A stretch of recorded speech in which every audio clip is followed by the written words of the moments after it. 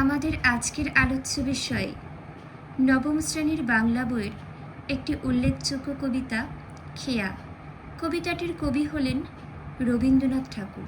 এই কবিতাটির সারসংক্ষেপ একদম সহজ সরল ভাষায় আলোচনা করা হবে। সকলে মন দিয়ে পড়া শুনতে থাকুন। রবীন্দ্রনাথ ঠাকুরের খেয়া কবিতাটি চৈতালি কাব্যগ্রন্থের অন্তর্গত। চলো এবার বিষয়বস্তু তুলে ধরা হোক।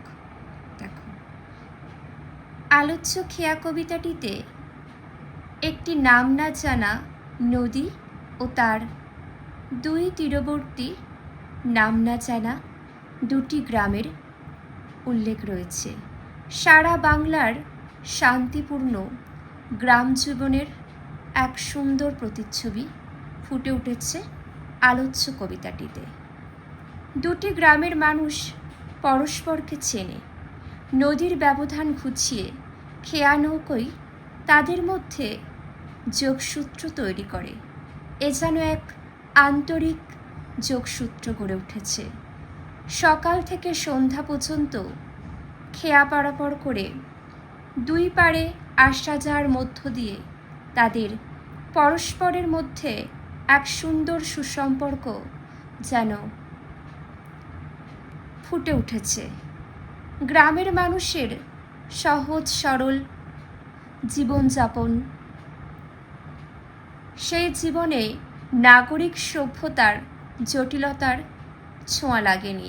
অন্যদিকে পৃথিবীর অন্য প্রান্তে যেখানে দিবারাত্রি চলে কেবলই হিংসা, বিদ্বেষ, রক্তপাতের মধ্য দিয়ে ক্ষমতা দখলের লড়াই, এক সাম্রাজ্যের পতন আর এক সাম্রাজ্যের উত্থান হয়।